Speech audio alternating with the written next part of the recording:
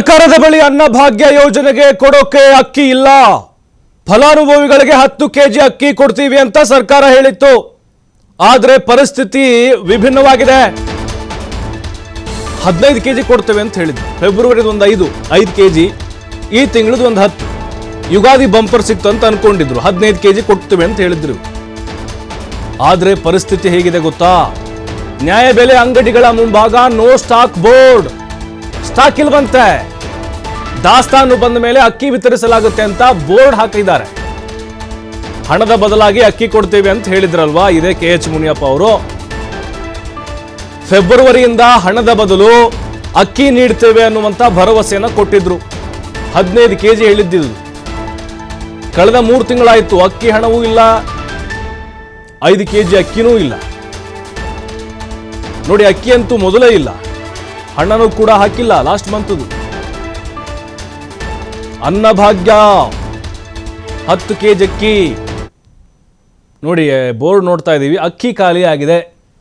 19/3/2025 ಬುಧವಾರ ಅಕ್ಕಿ ವಿತರಿಸಲಾಗುವುದು.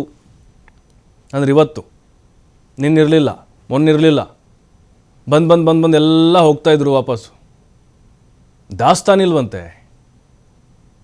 ನೋಡಿ ಪರಿಸ್ಥಿತಿ ಹೇಗಾಗಿದೆ ಅಂತ ಹೇಳಿದ್ರೆ, ಆ ಅಕ್ಕಿನೇ ನಂಬಿಕೊಂಡು ಅದೆಷ್ಟೋ ಬಡ ಕುಟುಂಬಗಳು ಬದುಕ್ತಾ ಇದ್ದಾವೆ.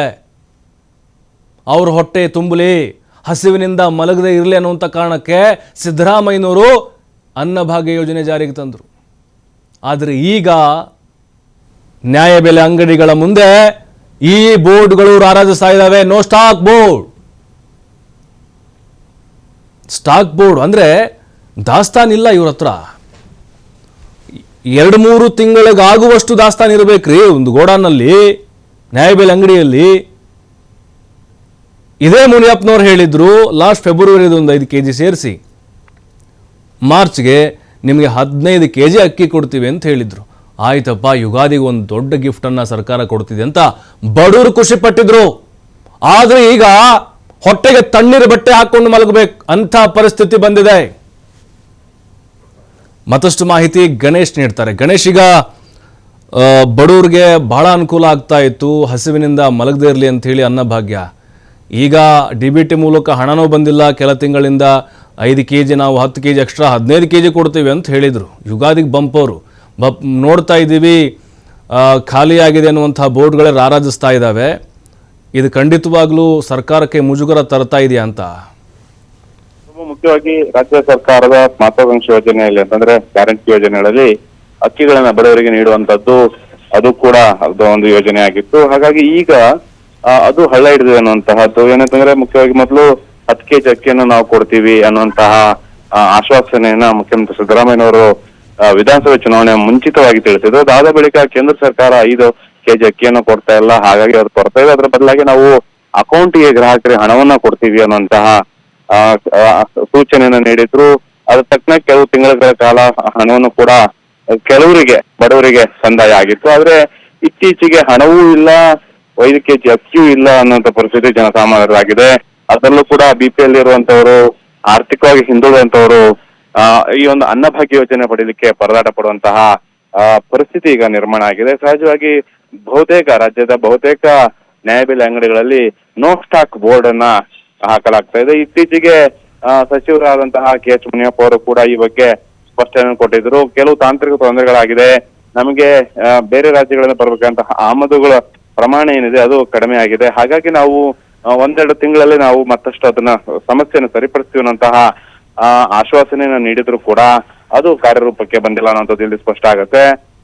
ಅಂತಂದ್ರೆ ರೇಷನ್ ಸಿಗುತ್ತೆ ಅನ್ನುವಂತಹ ನಿಟ್ಟಿನಲ್ಲಿ ಕೂಲಿ ಕಾರ್ಮಿಕರು, ಬಡವರು, ಆರ್ಥಿಕವಾಗಿ ಹಿಂದುಳಿದಂತ ವರ್ಗದವರು ರೇಷನ್ ಅಂಗಡಿಗಳಿಗೆ ಹೋದ್ರೆ ಅಥವಾ ನ್ಯಾಯಬೆಲೆ ಅಂಗಡಿಗಳಿಗೆ ಹೋದ್ರೆ ಅಲ್ಲಿ ತಮಗೆ ಅಕ್ಕಿ ಸಿಗದೆ ಇರುವಂತದ್ದು, ಇಲ್ಲಿ ನೋ ಸ್ಟಾಕ್ ಅನ್ನೋ ಬೋರ್ಡ್ ರಾರಾಜ್ತಾ ಇರುವಂತದ್ದು ಅವರಿಗೆ ಬೇಸರ ತರ್ತದೆ. ಇದು ಸಹಜವಾಗಿ ಸರ್ಕಾರ ನೀಡಿದಂತ ಭರವಸೆ 2.5 ವರ್ಷಕ್ಕೆ ಕ್ಷೀಣಿಸ್ತಾ ಅನ್ನುವಂಥದ್ದು. ಹಾಗಾಗಿ ಇದು ಎಲ್ಲ ಒಂದ್ ರೀತಿಯಲ್ಲಿ ರಾಜ್ಯ ಕಾಂಗ್ರೆಸ್ ಸರ್ಕಾರ ಕೂಡ ಇದು ಸೆಟ್ ಬ್ಯಾಕ್ ಆಗುತ್ತೆ. ಜನವಿರೋಧಿಯನ್ನ ಎದುರಾಗುವಂತಹ ಪರಿಸ್ಥಿತಿ ಈಗ ಮುಖ್ಯಮಂತ್ರಿ ಸಿದ್ದರಾಮಯ್ಯ ನೇತೃತ್ವ ಸರ್ಕಾರಕ್ಕೆ ಬಂದಿರುವಂತದ್ದು. ಗಣೇಶ್, ಈಗ ಗೃಹಲಕ್ಷ್ಮಿ ಹಣನೂ ಕೂಡ ವಿಳಂಬ ಆಗಿದೆ, 1-2 ತಿಂಗಳದ್ದು ಬಂದಿಲ್ಲ ಅಂತ ಹೇಳ್ತಾ ಇದ್ರು ಮಹಿಳೆಯರು. ಈಗ ಅನ್ನಭಾಗ್ಯದ್ದು ಅದೇ ಹಾದಿಯಲ್ಲಿ ಸಾಗುತ್ತಾ ಇದೆ. ಹಾಗಾಗಿ ಈ ರೀತಿ ಆದರೆ ಜನರ ನಂಬಿಕೆಯನ್ನ ಕಳೆದುಕೊಳ್ತಾರ, ವಿಪಕ್ಷಗಳಿಗೂ ಒಂದು ದೊಡ್ಡ ಅಸ್ತ್ರವಾಗಿ ಆಗುತ್ತೆ ಅಂತೀವಲ್ಲ. ಸಹಜವಾಗಿ ಈಗ ವಿಧಾನಸಭೆ ಅಧಿವೇಶನ ನಡೀತಾ ಇದೆ. ಸಿದ್ದರಾಮಯ್ಯನವರು ಬಜೆಟ್ ಅನ್ನು ಕೂಡ ಮಂಡಿಸಿದ್ದಾರೆ. ಸಾಕಷ್ಟು ಅನುದಾನವನ್ನು ನೀಡುವಂತಹ ವಿಶ್ವಾಸವನ್ನು ಹೊಂದಿರುವಂತಹ ಬಜೆಟ್ ಅನ್ನ ಮಂಡಿಸಿರುವಂತದ್ದು. ಅದರಲ್ಲೂ ಮುಖ್ಯವಾಗಿ 50,000 ಕೋಟಿಯಷ್ಟು ಹಣವನ್ನ ಗ್ಯಾರಂಟಿ ಯೋಜನೆಗಳಿಗೆ ಕಾಂಗ್ರೆಸ್ ಸರ್ಕಾರ ಮೀಸಲಿಡ್ತಾ ಇರುವಂತದ್ದು. ಆದ್ರೆ ಅದು ಎಷ್ಟರ ಮಟ್ಟಿಗೆ ಕಾರ್ಯರೂಪಕ್ಕೆ ಬರ್ತಾ ಇದೆ ಅನ್ನುವಂತ ಪ್ರಶ್ನೆ ಈಗ ಉದ್ಭವವಾಗಿದೆ. ಮುಖ್ಯವಾಗಿ ಗೃಹಲಕ್ಷ್ಮಿ ಯೋಜನೆ ಕೂಡ ಹಣಗಳು ಮಹಿಳೆಯರು ಸಿಗ್ತಾ ಇಲ್ಲ. ಅಲ್ಲದೆ ಜೊತೆಗೆ ಅನ್ನಭಾಗ್ಯ ಯೋಜನೆಗಳು ಕೂಡ ಸರಿಯಾಗಿ ಅಕ್ಕಿ ದೊರೆಯದೇ ಇರುವಂತದ್ದು. ಇದನ್ನೇ ಒಂದ್ ರೀತಿಯಲ್ಲಿ ವಿಪಕ್ಷ ಬಿಜೆಪಿ ಇವತ್ತು ಅಥವಾ ಮುಂದಿನ ಕಲಾಪದ ಅವಧಿಯಲ್ಲಿ ಪ್ರಶ್ನೆ ಮಾಡುವಂತ ಸಾಧ್ಯತೆಗಳಿದೆ. ಅಲ್ಲದೆ ಜನರ ಮುಂದೆ ಇದೇ ಒಂದು ಸರ್ಕಾರದ ನಡೆಯನ್ನ ಅಥವಾ ಆಶ್ವಾಸನೆಯನ್ನ ಕೊಟ್ಟಂತದ್ದು ಬಗೆಹರಿಸ್ಲಿಕ್ಕೆ ಅಥವಾ ಆಶ್ವಾಸನೆ ಕೊಟ್ಟಂತದ್ದನ್ನ ಈಡೇರಿಸಲಿಕ್ಕೆ ಆಗದ ಸರ್ಕಾರ, ನುಡಿದಂತೆ ನಡೆಯದ ಸರ್ಕಾರ ಅನ್ನುವಂತಹ ಒಂದಿಷ್ಟು ಘೋಷವಾಕ್ಯವನ್ನು ಇಟ್ಕೊಂಡು ಜನರ ಮುಂದೆ ವಿಪಕ್ಷ ಹೋಗುವಂತ ಸಾಧ್ಯತೆ ಇದೆ. ಇದು ಸಹಜವಾಗಿ ಆಡಳಿತ ವಿರೋಧಿ ಅಲೆ ಎದ್ರು ಕೂಡ ಸರಿ ಇಲ್ಲ. ಪ್ರಭು, ಥ್ಯಾಂಕ್ ಯು ಗಣೇಶ್ ತಮ್ಮೆಲ್ಲ ಮಾಹಿತಿಗಾಗಿ. ನೋಡಿ, ಸರ್ಕಾರ ಭರವಸೆಯನ್ನ ಕೊಟ್ಟಿತ್ತು, ನುಡಿದಂತೆ ನಡೀತೇವೆ ಅಂತೇಳಿ. ಮಹದೇವಪ್ಪನಿಗೂ ಫ್ರೀ, ಕಾಕಾ ಸಾಹೇಬನಿಗೂ ಫ್ರೀ.